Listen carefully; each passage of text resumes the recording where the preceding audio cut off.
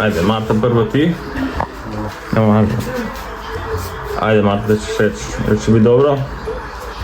Jel će dobro biti? Biće dobro. Ajde probamo. Da neće reći ljudi da je loš.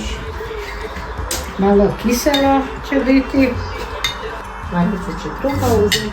Martica uvijek dobro kuha, tako da će to biti sada super. Da su vam uspjeli. Biće vruće.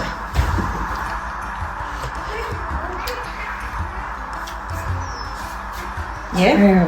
Odlično. A probaj fašir. Da li je fašir bio dobar?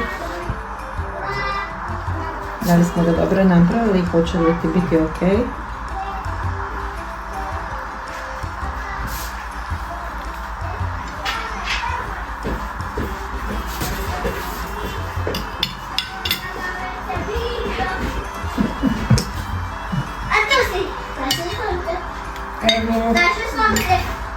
Pa dobar tek.